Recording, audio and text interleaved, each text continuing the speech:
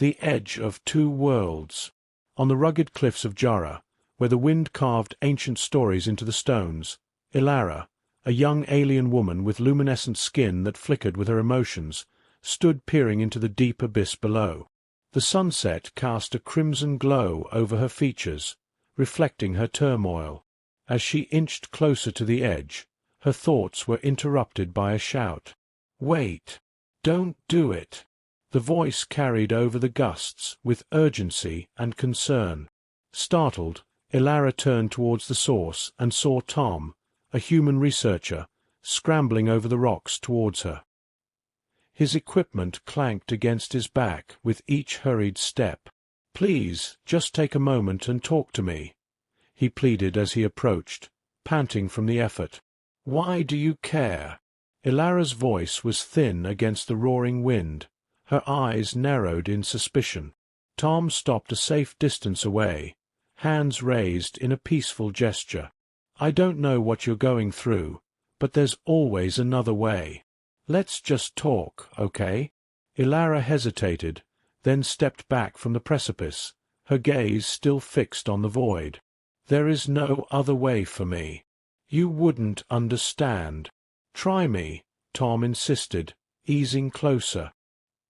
He slipped off his heavy backpack and sat on a rock, patting the space beside him. "I'm here to learn about this planet, about its people, about you." Curiosity flickered across Ilara's face, softening her expression. She cautiously joined him, maintaining a careful distance. "Why are you here, human? Why care about what happens to an alien?" Tom looked out at the view, then back at her. "I'm here to study the flora, but I also believe every life has value, no matter where it's from. You're standing here because something is very wrong. I want to help if I can." Ilara's glow dimmed slightly, a sign of her sadness. "My people are divided, lost between old traditions and new realities. I don't know where I belong anymore. As a scientist, I'm often caught between what is and what could be," Tom shared, hoping to find common ground. "Maybe together we can find a way to bridge that gap for you." Their eyes met, and a silent understanding passed between them. Ilara nodded slowly, perhaps. "But it is not just about fitting in. It's about knowing if I should even try." "We'll figure it out together," Tom promised, a sincere smile breaking across his face. "How about we start by you telling me more about your people's traditions, and then maybe I can share some of human history. Sometimes, knowing others' stories can give us insight into our own." Ilara considered this, then nodded. "Maybe. Yes, we can try that." She paused, a slight smile touching her lips. "Thank you, Tom, for stopping me." "Friends don't let friends leap into abysses alone," Tom joked lightly, relieved to see her responding. As the wind continued to howl around them, the two sat on the cliff's edge, not as human and alien, but as two beings sharing stories under the fading light. This was the beginning of an unexpected friendship, one that might just change the course of their worlds. Chapter 2. First Contact. The following day dawned clear and bright on Jura, the alien landscape bathed in the warm glow of its twin suns. Tom, eager to build on the connection made the previous evening, arrived at the designated meeting spot, an ancient grove where the trees shimmered with iridescent leaves. Ilara was already there, her figure casting long, colorful shadows on the ground. Seeing Tom, her skin brightened, the colors shifting swiftly from blue to a warm amber, signaling her welcome. "Good morning, Ilara," Tom greeted, his tone friendly and his backpack laden with recording devices and snacks from his rations, hopeful to make the day pleasant and productive. "Good morning, Tom," Ilara responded, her voice more open than the night before. "You brought many things. Are we going somewhere?" Tom chuckled, setting his pack down. "Well, I thought we might explore a bit. I can show you some human tech, and you can teach me more about these incredible plants. What do you think?" Ilara tilted her head, considering. I would like that. There is much to Jara you have not seen yet. They began walking, Ilara leading Tom deeper into the grove. Every few steps, she would stop and introduce him to a new plant or tree, explaining its significance to her people, both culturally and practically. Tom listened intently, recording notes and occasionally asking questions that showed his genuine interest. "What's this one?" Tom asked, pointing to a plant that seemed to hum softly when the wind passed through its leaves. Ilara smiled, touching the plant gently. "This is a cholera bush. It's special to us. It harmonizes with the wind to make music. We believe it speaks the language of the planet." "Fascinating," Tom mused, taking a recording of the sound. "Human music is quite varied, but nothing as natural as this. Perhaps I could play some for you." Ilara nodded eagerly, and Tom retrieved a small device from his pack, selecting a classical earth melody. The soft strains of a violin filled the air, mixing with the natural symphony of Jara. "This is beautiful," Ilara said, her colors pulsating gently with the music. "It's very calming." "I'm glad you like it," Tom replied, pleased. "Music is a big part of human culture. It can express things words cannot." As the day wore on, their exchange continued, each sharing details of their lives and cultures.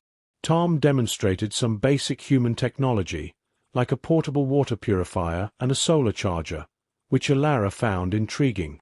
In turn, Ilara showed Tom a meditation-like ritual her people practiced, involving the alignment of one's body with the natural energy flows of the planet. Together they tried the practice, sitting side by side, breathing in the charged air of Jara.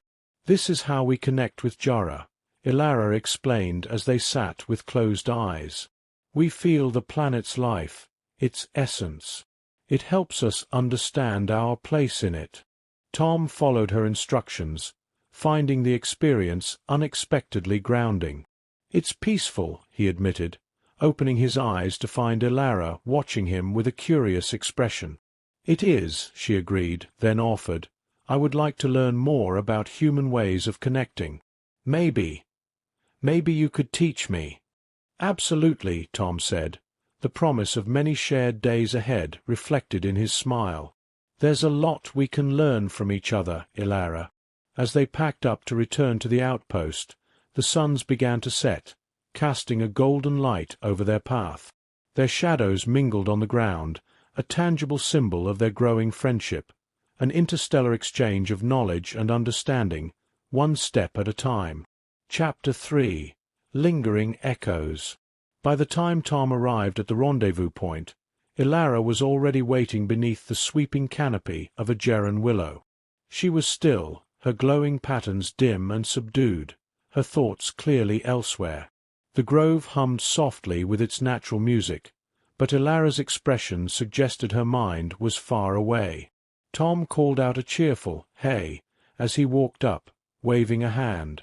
"Ready to explore?" Ilara turned to him, her colors slowly shifting to a more vibrant tone. "Hello, Tom. I am ready, yes." Tom immediately noticed something off in her voice. "You sure? You seem a little, I don't know, distant." She hesitated before replying. "I was thinking about what I told you yesterday, about my people being divided." Tom nodded, concern flickering across his face. "What's going on with them, exactly?" Ilara's luminous skin pulsed faintly as she searched for words. "We were once very connected to Jara's rhythms. We lived with the planet rather than on it. But as our technology grew, so did our distance from the old ways. Now, some want to abandon tradition entirely, while others cling to it so tightly that they refuse to accept change. And then, there are those like me, caught in the middle." Tom crouched down near her, his voice gentle. "That sounds tough. Being stuck between two sides." "It is," she admitted. My family is among the traditionalists. They believe that the only way forward is backward, to return fully to the old rituals, the old ways. They say that any deviation is betrayal. Tom leaned back against the tree trunk. And the others? Ilara sighed, her glow dimming. They've embraced what they call progress, but it's all-consuming. They take from Jara without thought, stripping it of its resources, building cities that suffocate the land. They think the old ways are foolish superstitions.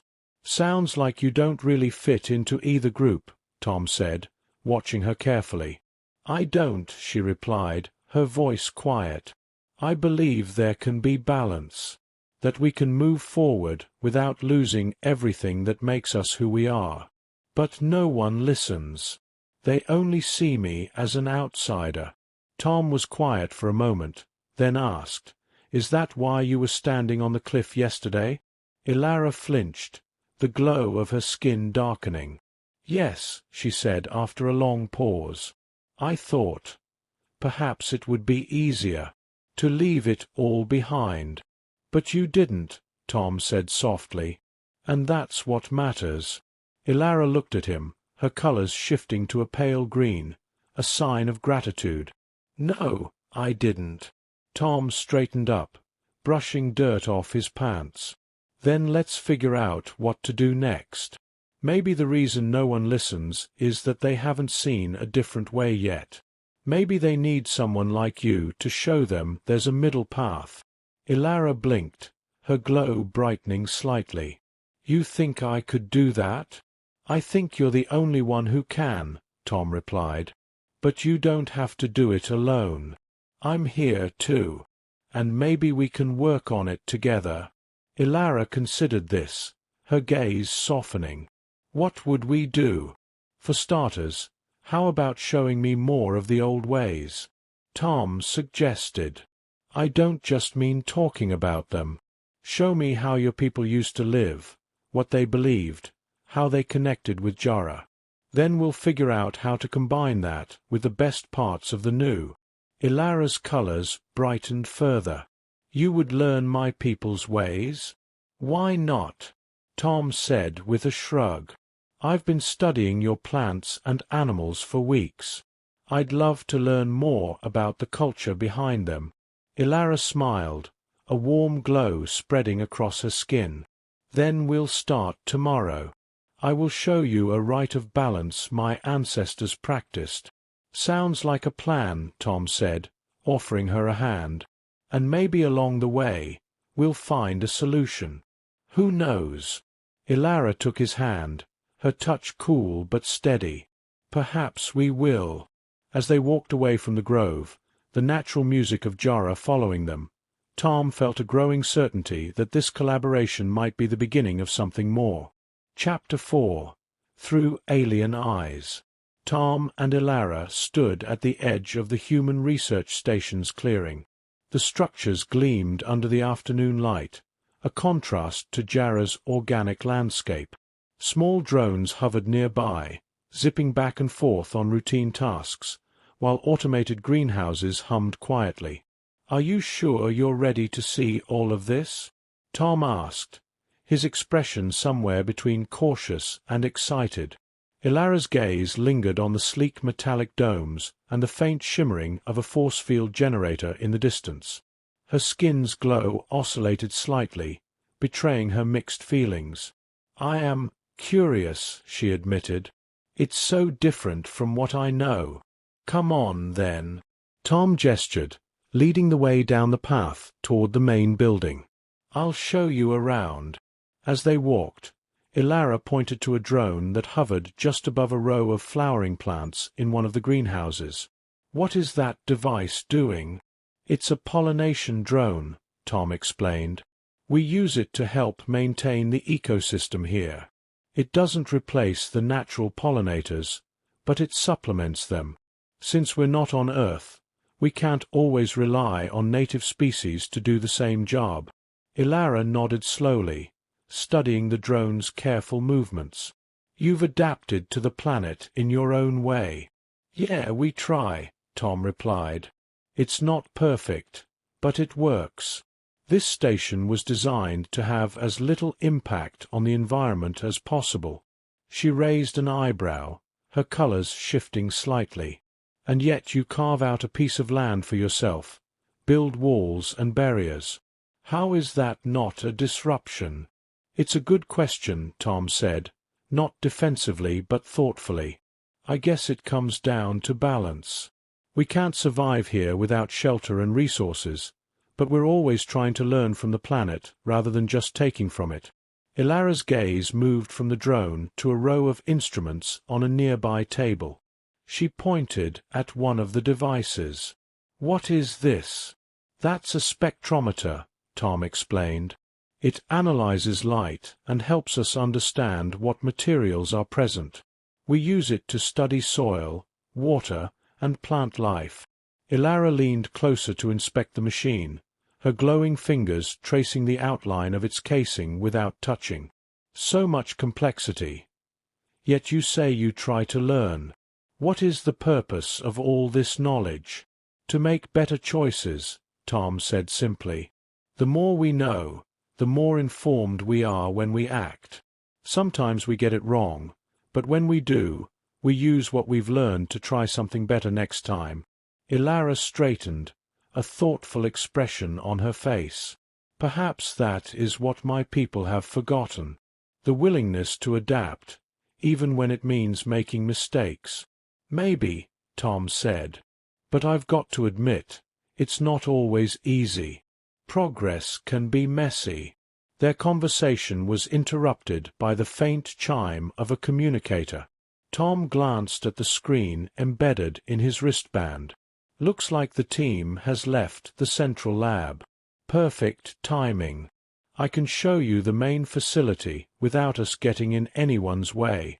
Ilara followed him into the building. Inside, the station's sterile corridors were lined with displays showing data on Jarrah's environment, temperature fluctuations, seasonal growth patterns, wildlife migrations. Ilara paused to examine one screen, her colors dimming to a soft green as she absorbed the information. Your people think in patterns, she observed. Everything mapped, measured, analyzed. It helps us make sense of things, Tom said. Without that structure, it's easy to get lost. Ilara turned to him, her colors brightening. And yet, Jarrah's patterns were never meant to be controlled. They shift like the wind and the light. You cannot catch them in a net. I know, Tom said, nodding. That's why we don't try to control them. We just try to understand them. Maybe we'll never fully understand, but we learn a little more each day. They continued through the building, stopping at a laboratory where an array of samples was displayed on a long counter. Tom picked up a small container holding a translucent, glowing seed. This is a sample we found in the northern plains, he said, holding it up for Ilara to see. It's got properties we've never encountered before. We think it might be able to store energy. We're still studying it, but it's an amazing find. Ilara reached out but stopped short of touching the container. And what will you do if you find a way to use this energy? Will you take it from the planet for yourselves? Not exactly, Tom replied, placing the sample back on the counter. The idea would be to share the technology with everyone, your people included. If it can help us live more efficiently without hurting the environment, that's a win for both of us. Ilara's colors shifted to a soft amber. Your way of thinking is different from mine. We have always considered the planet's gifts sacred, not tools to be studied. Maybe there's a middle ground, Tom said. What if we treated these discoveries not as tools, but as shared resources? If we could work together, your people and mine, we might find solutions that respect Jarrah's rhythms while still improving the way we live here. Ilara considered this, her glow brightening. You speak as if you have hope. It's not just hope, Tom said, meeting her gaze. It's a belief that if we're willing to learn from each other, we can build something better than either of us could alone. As they walked back out into the fading sunlight, Ilara looked up at the twin suns overhead. Her colors shifted to a brilliant gold, a signal that she was beginning to see things differently. "Perhaps," she said softly, "perhaps there is a way forward together." Chapter 5. Secrets of the Heart. Tom leaned against a sunlit boulder near the meeting place, absently tossing a small rock in his hand. Ilara had not yet arrived, and he found himself reflecting on the moments they'd shared so far. Each conversation, every new discovery about her world, seemed to draw them closer. Yet, there was still a quiet hesitancy in her, a wall she didn't fully let down. When Ilara finally appeared, her glow was subdued, her posture uncertain. She approached slowly, her gaze downcast. "Morning, Ilara," Tom greeted with a warm smile. "Everything okay?" Ilara hesitated before answering. "I have been thinking about us." Tom's casual toss of the rock paused mid-air, and he caught it quickly. "Oh!" She stopped a few paces away, her colors swirling in faint, shifting hues. "My people. They see our friendship as unusual. Some of them disapprove. They believe we are too different, that we cannot truly understand one another." Tom frowned slightly. "And what do you think?" I think they may not understand what we have. But at the same time, their words weigh on me." Ilara's glow dimmed further. "If I choose to walk this path with you, I fear I may lose their trust." Tom stepped closer, his voice gentle but firm. "Ilara, you've shown me so much of your world, your people, and your culture. I respect all of it. But I also see you, just you, and I think what we have is worth fighting for." She looked up, her gaze meeting his. "You believe that strongly?" "I do," he said, his expression earnest. "But it's not just about me. It's about what you want, what you believe is right." Ilara's glow brightened faintly as she took a small step closer. "I want to continue learning from you, Tom. I want to understand more about your world and what we might achieve together." "Then we'll figure this out," Tom said, his smile returning. "No matter what others think, we'll figure it out." They stood there in quiet understanding for a moment before Ilara reached out a glowing hand. Tom hesitated, then took it in his own. Her touch was cool, yet electric, and as their fingers intertwined, there was a flicker of something unspoken passing between them. "Thank you, Tom," she said softly, her colors shifting to a warmer hue, "for not giving up on me." "I couldn't if I tried," he replied with a grin. The mood lightened as they continued their walk through the forest. They explored a part of the grove Ilara had not yet shown him, filled with towering plants that emitted a faint hum. Tom asked questions about their properties, and Ilara answered in detail, clearly pleased by his genuine interest. After a while, they came across a natural spring. Its surface shimmered with an otherworldly glow, and small creatures darted beneath the water. Ilara knelt by the edge and ran her fingers through the liquid. "This is a sacred place for my people," she explained. "We believe the spring reflects not just our image, but our true selves." Tom crouched beside her, watching the rippling reflections. "True selves, huh? What do you see?" Ilara's gaze remained on the water. "I see someone caught between two worlds. Someone searching for a place to belong." Tom nodded thoughtfully. "I guess I can understand that. I've spent my whole career traveling to different planets, trying to figure out where I fit. But maybe it's not about choosing one world. Maybe it's about making a new one." She looked up at him, her colors shifting subtly. "A new one?" "Yeah," he said, leaning forward to dip his fingers in the spring. "A place where the best parts of both our lives can come together. It doesn't have to be all or nothing." Ilara considered his words, her glow brightening once more. "That is a very human way of thinking." Tom laughed lightly. "Maybe, but it's not a bad one." They sat by the spring for a while longer, sharing quiet moments and exchanging stories. Ilara spoke of her childhood, the rights of her people, and the songs that had once guided them. Tom told her about Earth's vast diversity, the countless cultures that shaped his home. As the suns began to set, casting long shadows through the grove, Tom turned to Ilara. "No matter what happens, we'll keep finding ways to understand each other." "Right." Ilara's glow pulsed in agreement. "Yes, we will." Their journey together had only just begun, but in that shared promise, they found something solid to hold on to. Chapter 6. A Leap of Faith. The forest had grown quiet. Overhead, the filtered light of the twin suns bathed the canopy in shades of green and gold. Tom and Ilara walked side by side, their conversation ebbing and flowing like a gentle stream. The subtle tension that had lingered over the past few days seemed to dissipate, replaced by a tentative comfort. Tom adjusted the straps of his pack, glancing over at Ilara. "So, where exactly are we headed today?" Ilara's glow shifted to a faint blue, a sign of calm curiosity. "I want to show you the Woven Glade. It is a place my ancestors used for their rites of connection, between themselves, Jara, and all that lives here." "Sounds like a pretty important spot," Tom said. "It is," Ilara agreed. "It is also peaceful.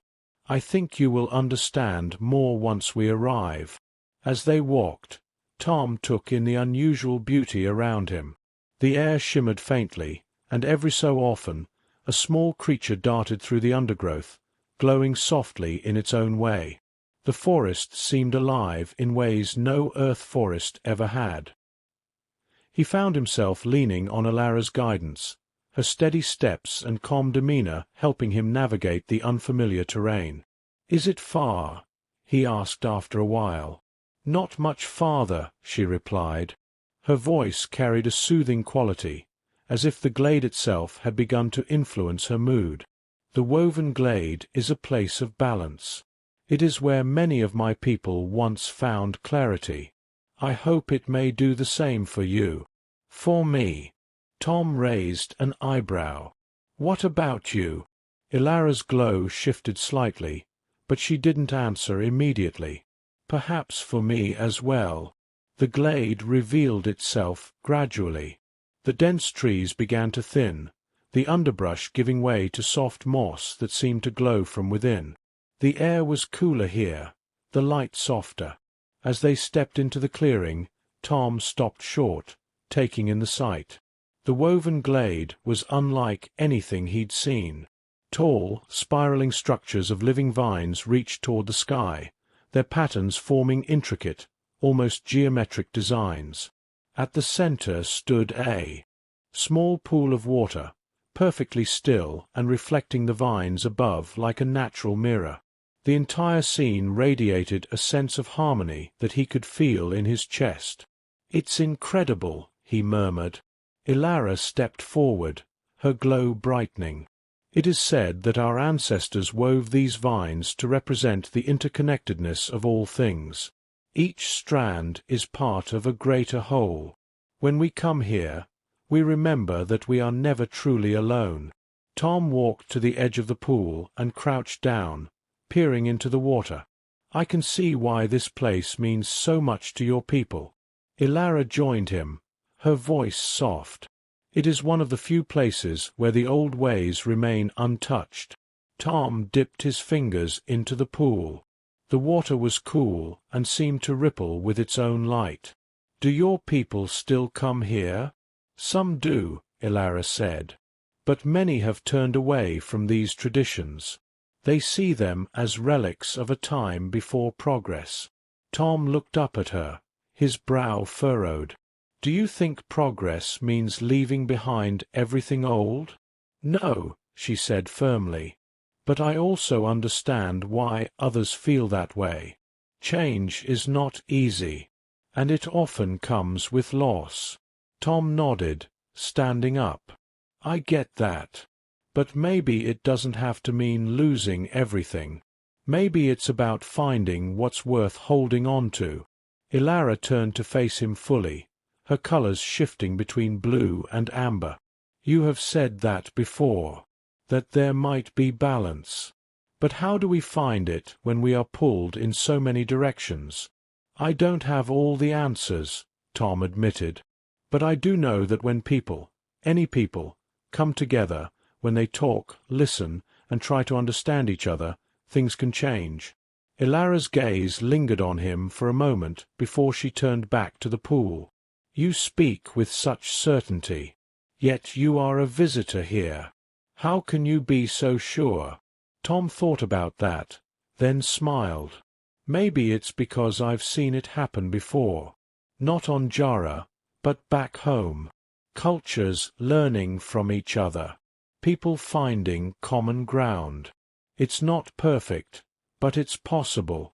Ilara stepped closer, the soft glow of her presence blending with the light of the glade. Your perspective is unique. Perhaps that is why I have begun to trust you, despite what others might say. Tom felt a faint warmth in his chest at her words. And I trust you, Ilara. You've taught me so much already. They stood together in silence, the only sound the faint hum of the forest around them. After a moment, Ilara reached out, her fingers brushing his arm. Tom turned to her, his expression open and curious. Perhaps you are right, she said. Perhaps we can find a way to weave our paths together. Tom took her hand gently. I'd like that. As they stood in the heart of the woven glade, surrounded by its quiet beauty, their connection deepened. The place, with all its history and meaning, seemed to embrace their tentative steps toward something new. It was a leap of faith for both of them, and neither was certain of where it would lead, but they were willing to take it together. Chapter 7. Unity in Diversity. The market square hummed with quiet activity. Around them, Ilara's people moved through the stalls, exchanging goods, sharing stories, and debating the issues that continued to divide their world. Tom and Ilara walked side by side, drawing a few curious stares.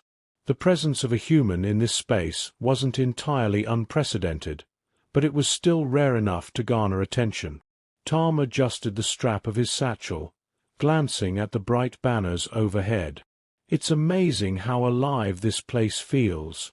It is one of the few spaces where tradition and progress coexist, Ilara replied, her glow shifting faintly as she gestured toward a stand filled with hand-woven textiles. These are made by artisans who still follow the old methods. And those over there? Tom pointed toward a vendor with sleek, polished tools and devices on display. Manufactured in the new cities, Ilara said. Many here appreciate the convenience, even if they do not embrace the values of those who make them. Tom nodded. So this market is a kind of neutral ground. In a way, yes, Ilara said, her voice thoughtful. It is a place where the divide is less visible. As they continued walking, Tom noticed Ilara's glow brightening slightly. You seem more at ease here. This is a place I can be myself, she said. For now. Tom considered that as they approached a gathering of elders seated in a circle under a large tree at the market's edge. Their conversation was animated, their hands moving expressively. Ilara stopped a short distance away, her gaze fixed on them. Those are some of the community leaders, right? Tom asked. Yes, she said softly. Some of the most respected voices among my people. Have you ever spoken to them about your ideas? Tom asked. Ilara hesitated. No. They do not often listen to those they consider young or uncertain. Tom crossed his arms, his brow furrowing. That doesn't seem fair. Have you thought about what you'd say if you had the chance? Ilara turned to him, her colors shifting. It is not easy to speak in front of them. But if I did, I would tell them that the old and the new do not have to be enemies. I would tell them that balance is possible, that we do not have to lose ourselves to progress or remain trapped in the past. That's a start, Tom said, his expression encouraging. And what would you ask from them? Ilara's glow brightened as she thought. I would ask them to open their minds, to allow younger voices, like mine, to be heard, to consider that change does not have to mean destruction. Sounds like a pretty solid message, Tom said with a grin. Why not give it a shot? Ilara glanced back at the elders, her glow dimming slightly. It is not so simple. True, Tom said. But what if we found a way to show them rather than just tell them? Ilara tilted her head, intrigued. What do you mean? We could bring them here, Tom suggested, gesturing around the market. Show them how tradition and progress already exist side by side. Let them see that it's possible. Ilara's colors shifted again, this time to a warmer hue. You believe they would listen? They might, Tom said. It's not just words, it's proof. People are more likely to listen when they can see the results in front of them. Ilara considered this, her glow steady. It could work. Then let's do it, Tom said with a grin. Together. Their plan took shape quickly. Ilara reached out to a few artisans and merchants she trusted, asking if they'd be willing to share their stories. Tom helped organize the event, arranging for both traditional and modern displays to sit side by side. They worked late into the evening, setting up a small gathering space in the heart of the market. The next day, the elders arrived, clearly skeptical but curious enough to attend. Ilara greeted them with calm confidence, her glow steady as she led them through the market. Tom walked beside her, quietly supporting her efforts. At each stop, artisans explained their craft and its cultural significance, while merchants demonstrated how newer technologies were helping their businesses thrive. The elders asked questions, at first cautiously, then more earnestly, as they began to see the interplay between old and new. Ilara guided the discussion with care, addressing the elders' concerns while gently offering her perspective. Tom chimed in occasionally, sharing his observations as an outsider. Together, they presented a vision of a community that didn't have to choose one path or the other. By the end of the day, the mood among the elders had shifted.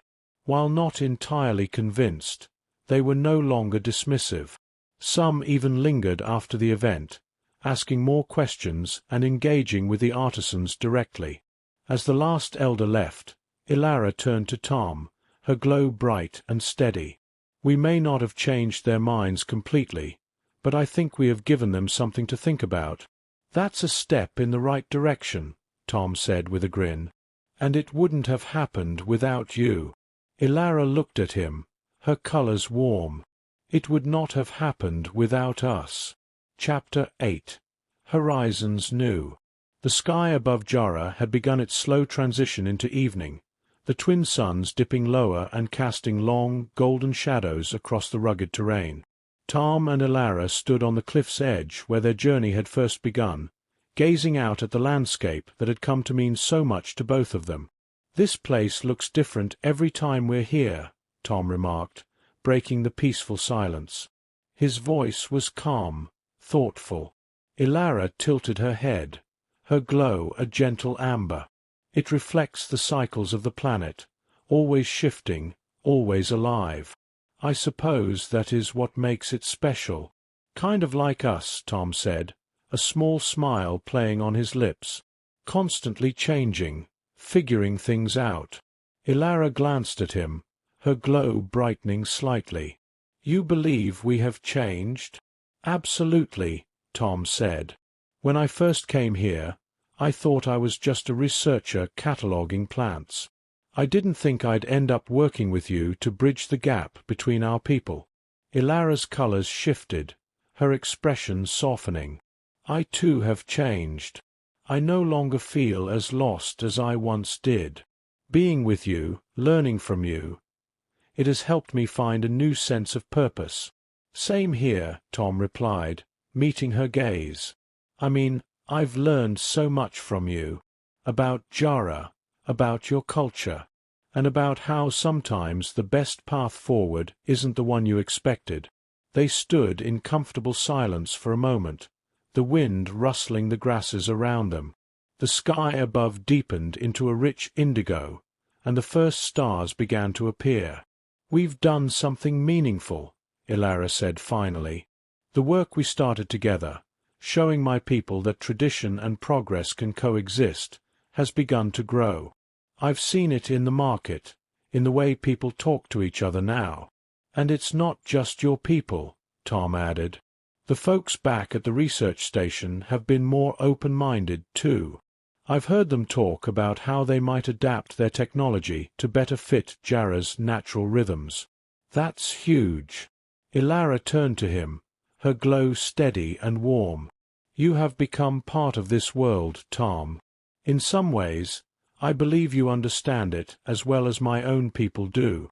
Tom chuckled softly. "Well, I had a great teacher." They both smiled, their shared connection tangible in the quiet night. Then Ilara stepped closer, her hand brushing his. Tom hesitated for only a moment before lacing his fingers with hers, their touch natural, familiar. "So, what's next?" Tom asked. "We've started something good, but there's still a long way to go." Ilara's colors shifted in thoughtful patterns. "There is still much to be done. But I think the answer lies not in one great leap, but in small steps. Continuing the dialogue, helping others see what we have seen. Perhaps even building a place where both our ways can truly come together. Like a shared settlement?" Tom said, raising an eyebrow. "Humans and your people living and working together?" "Yes," Ilara said softly. "A place where the two worlds meet, not as rivals, but as partners." Tom considered that, his eyes scanning the horizon. "It won't be easy." "No," Ilara agreed. "But it will be worth it." They stood together, their hands still clasped, as the stars grew brighter. The future before them was uncertain, but it was also full of possibility, and for the first time in a long while, they both felt ready to face it, together.